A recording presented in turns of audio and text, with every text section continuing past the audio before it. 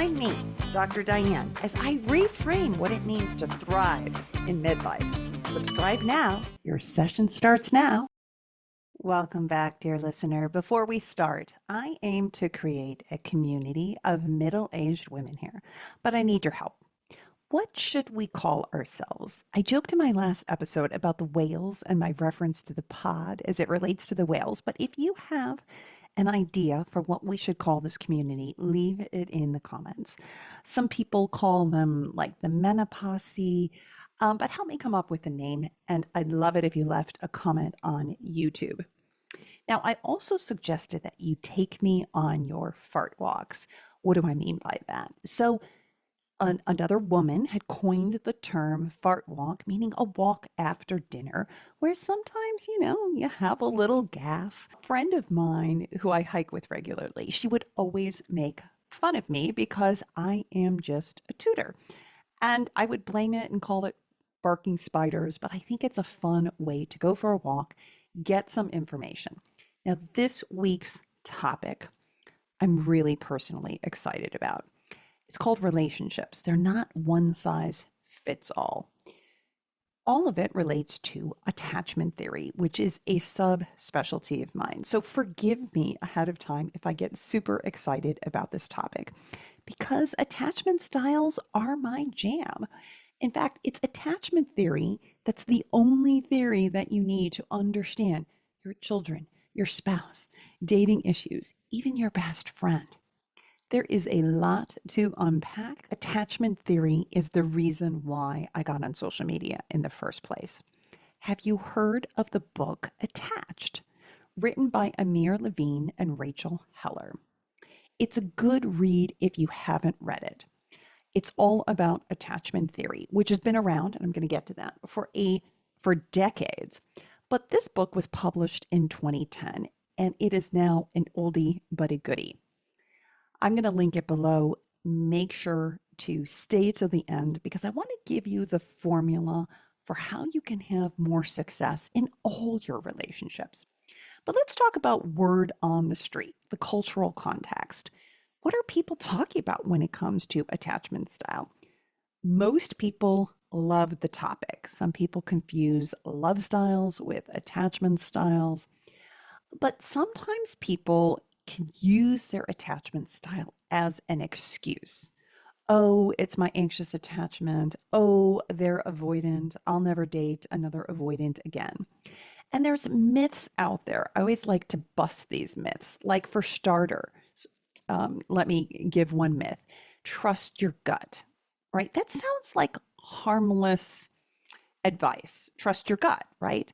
But what if your gut is filled with gas? Would you trust it then? Because I'm going to get to the anxiously attached person sometimes can over respond to things. Maybe they shouldn't trust their gut.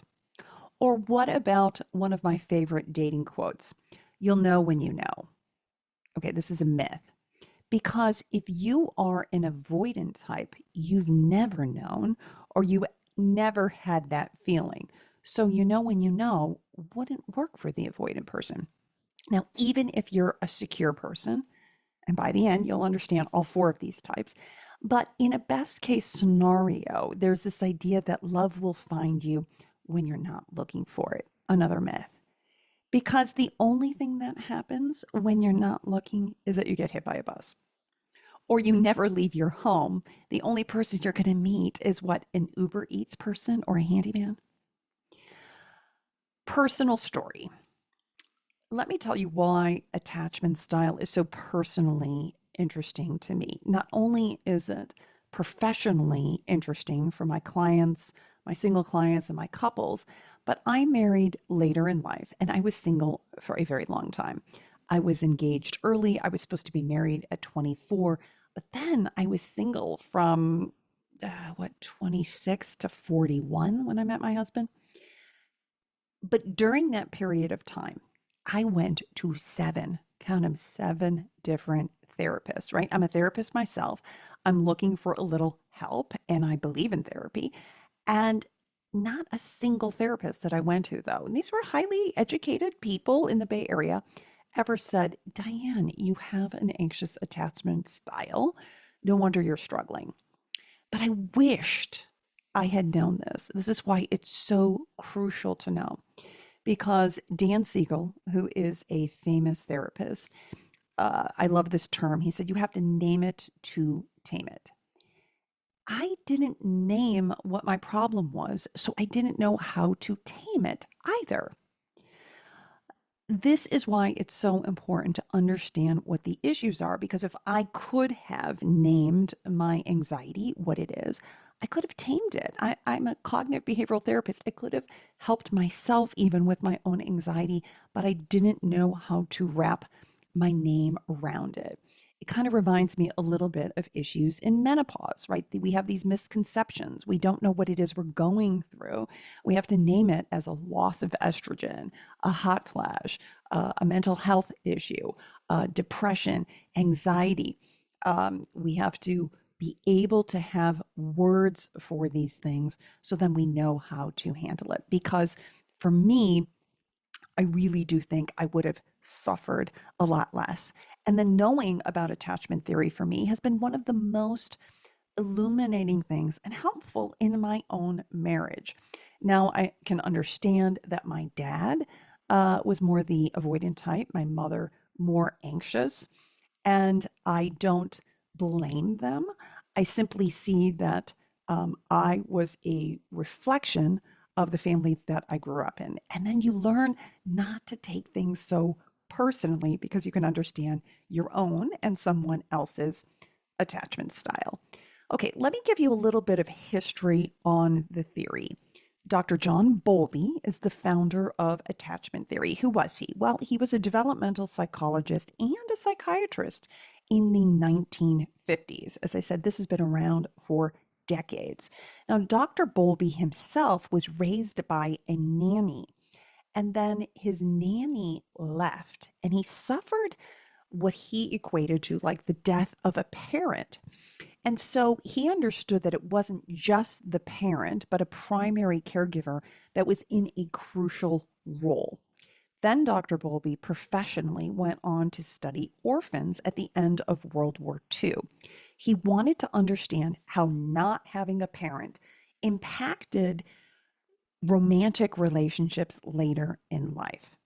Now, Dr. Bowlby was studying mainly avoidant types. They didn't have parents, but wanting to see, and yes, it impacted their ability to be in successful romantic relationships, as you might figure.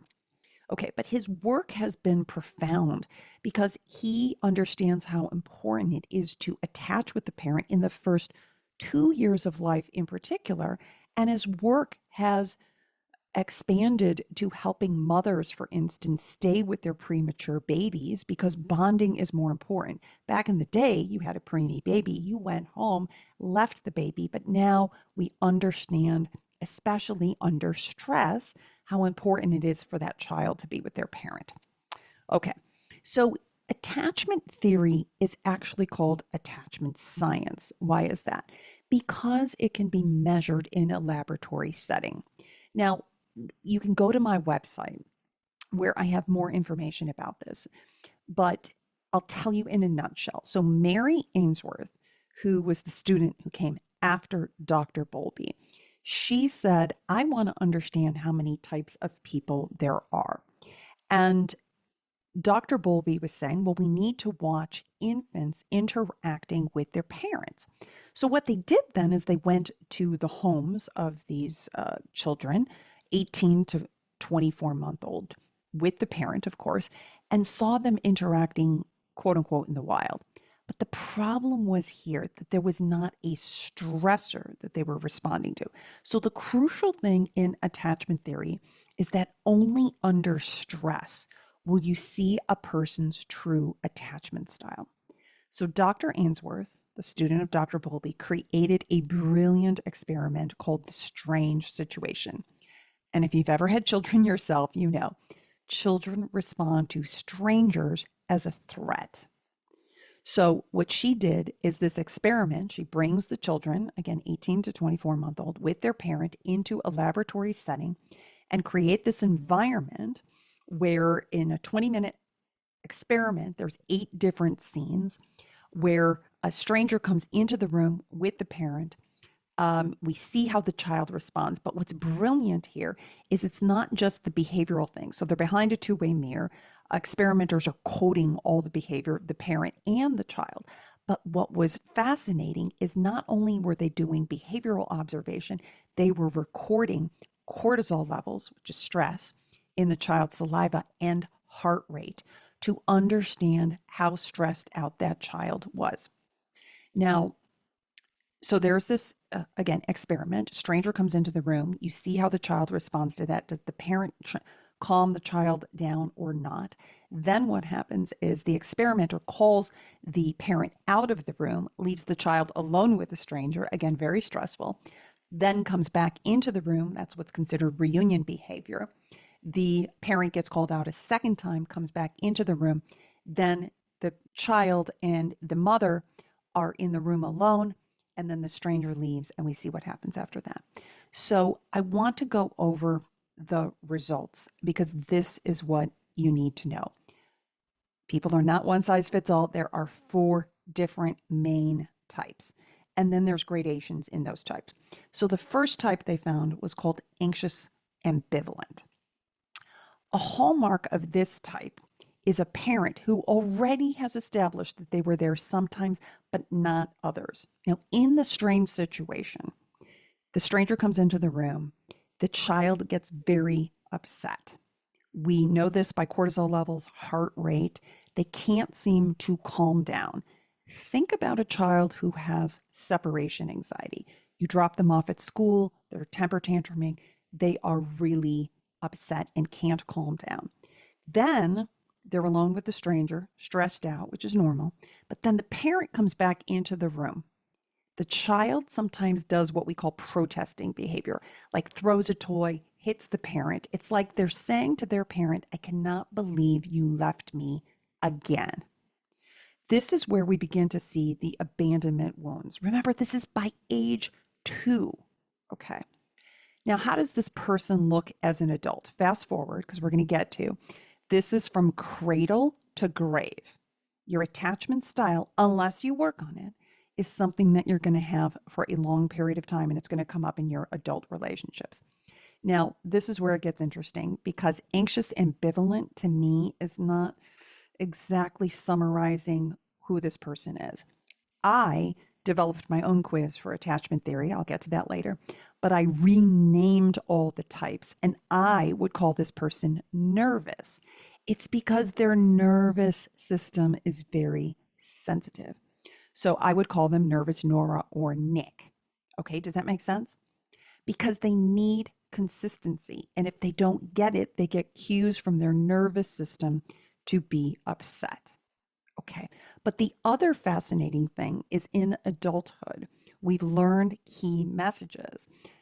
This child has learned early on, because the parent was there, sometimes not others, that if I want to get love, I need to do something. Okay. Like I have to work hard for love. Let that sink in.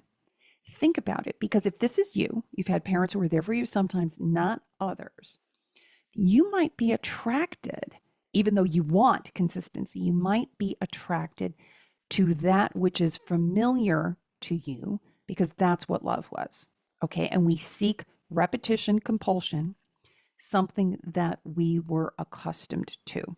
So the anxious person, what do they need? Especially under stress. They need validation, reassurance. They're going to turn towards their partner. Okay. For those things. How do other people see them? They might see them as a lot. They have a high need for connection. They get, they might be too much. Okay, does that sound familiar? Think about the people you know in your life who might fall under this anxious ambivalent. I call it nervous. Okay, type number 2, the anxious dismissive, or what's commonly known as avoidant. Now, this family is important to describe. They're a bit more what Stan Tacton would call the island type, kind of like low touch, low affect. It's more the I'll do my thing, you do yours, not a lot of emotional availability. For me, I renamed this type, and I think they're more the independent type. Why? Because they do not want to lose their independence. That's a premium. They actually like themselves. This is who they are. But what's fascinating in the strange situation, this is where it was brilliant that they measured cortisol and heart rate. Because this child has already learned by age 2, you're not really there for me. Okay. So in the strange situation, stranger comes in, it would be stressful. They go about as if they're not that bothered. Okay. There's no real obvious crying or upset. And then even when the parent comes back upon the reunion, the child acts a bit indifferent. However, the cortisol and heart rate tell a different story. Their levels are high, they are stressed out. But it's like I've already learned if I make a fuss, my needs won't get met. So this is kind of sad to me, but it's like the child who can't get their needs met, so they just kind of quit. Okay, I call them independent Isabel or Ian. They're fiercely independent. They don't want to lose themselves in relationship. Think about the people you may know who fall into this bucket. They get crowded or what we call flooded easily and under stress. They're not turning towards a partner, they're turning away because they've learned to auto regulate, to manage themselves. So they need time alone to process, to calm down. They want to feel respected. They do not like the pressure and they don't like the emotional content from other people. Okay, so how do other people see them? Well, they see them as kind of like cold or mysterious or unaffected. Now, really, this person themselves can be quite emotional, quite sensitive, but others don't see this. Does that sound familiar? Think about the people that you may know, or it may be you, that fall under this more independent bucket. All right. Now, the third type, thankfully, is less common. Dr. Bowlby and Dr. Ainsworth called this disorganized. Currently, we call it fearful avoidant. This is a child who has already been abused. The parent is typically then the abuser. Now, they're in the strange situation. And as I said, thankfully, this is a lower amount of the population. They have a stranger there. They don't know who to trust. So we see actually somewhat strange or bizarre behaviors. They throw themselves on the ground. They don't know what to do. Their heart rate is up, the cortisol levels. They just don't trust people. Now, as an adult, I would call them not disorganized because that sounds like messy or something. I would call them confused Connie or Connor. They are confused about relationships because they don't know who to trust. If you've witnessed a parent who has been abusive and then somebody else in your adulthood treats you nicely, it's almost like you don't know what to do with that. Does that make sense? So sometimes they push good people away because they're used to these more toxic trauma bonds, if you've heard that term. Okay. Then the fourth type is the secure type. This is who you want to be. This is the idyllic type. This is where the parent is acutely aware of their child and they know how to calm them down. So now in the strange situation scenario, child gets upset, strangers in the room, but they go to their parent for comfort. The parent rubs the child on the back, says, "Hey, honey, it's a stranger. Everything's fine. I'm here with you." And the parent successfully can calm the child down, right? It's a bi-directional relationship where the parent is the anchor. Okay, this is what we want. We all want to move towards security. That's the silver lining here. You want to earn your security even if you didn't have it when you were young. But in the strange situation, then, when the secure child is with the stranger and then the parent comes back into the room, it's like the child falls into the parent and says, "Oh, thank goodness you're back." Okay. Now, in the strange situation, also, the final scene is when the parent and child are in the room together. And this is the beauty. If you have a secure, functioning child, then they have this anchor with the parent, like you're there, so I can move beyond you and go explore the room with some sense of safety. I call this person secure Sophia or Steve. They are the idyllic partner for anyone. Though sometimes they can be a little bit naive because they don't recognize that there are these other three types that didn't have the same scenario as them. So, now why is this important that we understand this? Well, I mentioned briefly that I created my own quiz, and at this point, I have 100,000 people who have taken my quiz.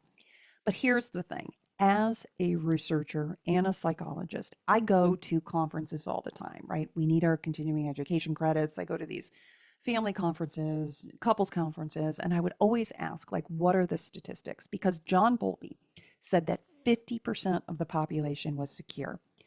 The anxious ambivalent was in the low 20s, same thing with the dismissive types in the 20s, like 22, 23. And then finally, there was about 6% in this disorganized type.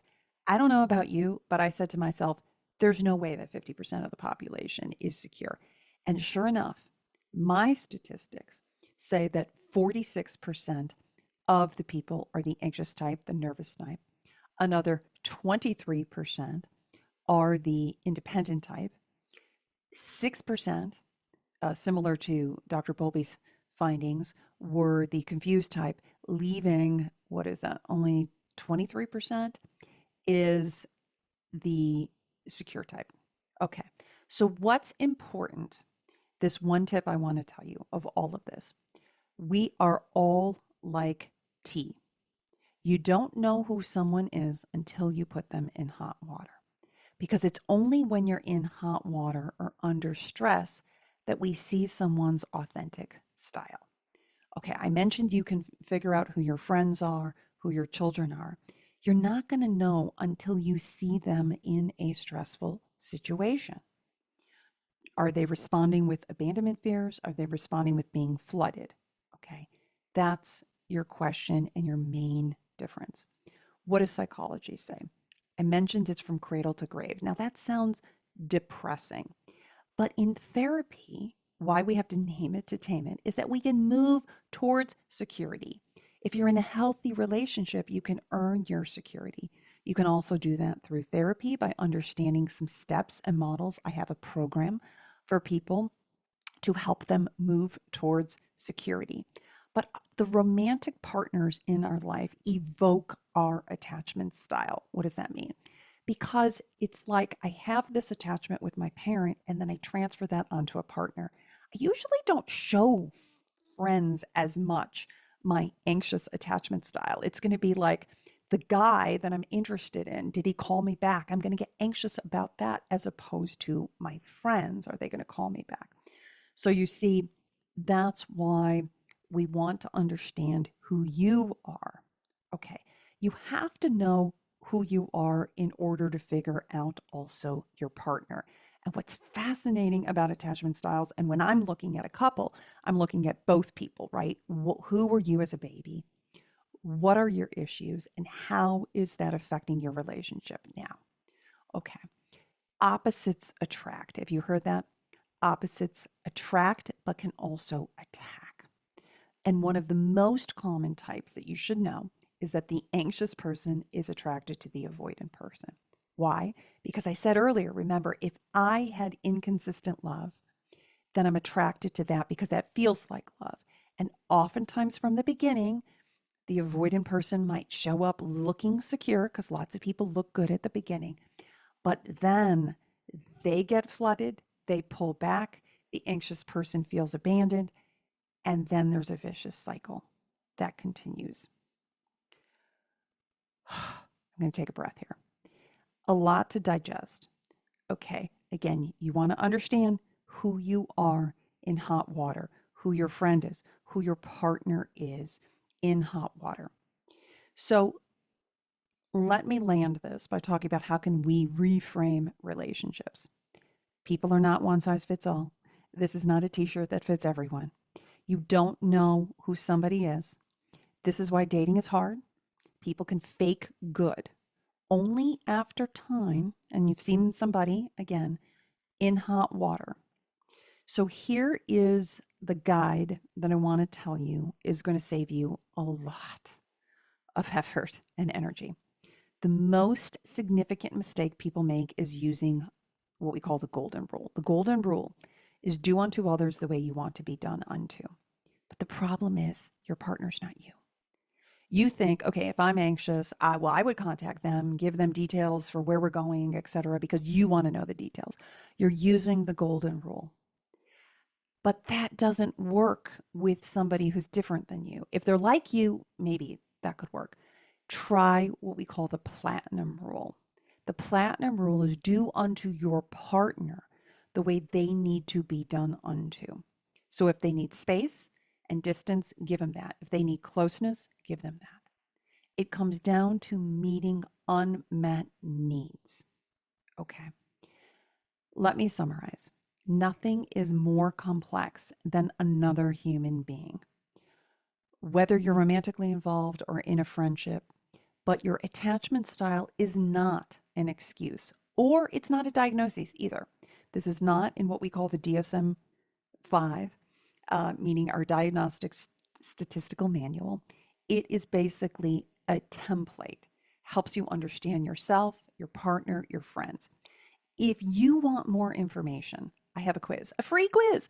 In 10 questions in 2 minutes, you will find out what your attachment style is. And are you high expressive or low expressive? Because I have a subscale on my quiz. Think about it, take the quiz. I also have a partner quiz. You will thank me later. It's not who your partner thinks they are, it's who you think your partner is. So if you want to understand more about attachment styles, if you want to have more success in your relationship, think about the platinum rule. Give this person what they need, not what you think they need or what you need. Your relationships will thank me. And I thank you for sticking to the end. More soon in my relationship series. But let's reframe midlife together. Let's reframe relationships because I want you to have more success. Thank you so much for checking out my video on reframing midlife. Make sure to hit the subscribe button, leave a like, a comment, and share with other people like yourself. Let me know what you're struggling with in midlife. Let's create a community of like-minded women. For more information, go to my website, dr-diane.com, and subscribe to my newsletter. Your session is over. We'll talk soon.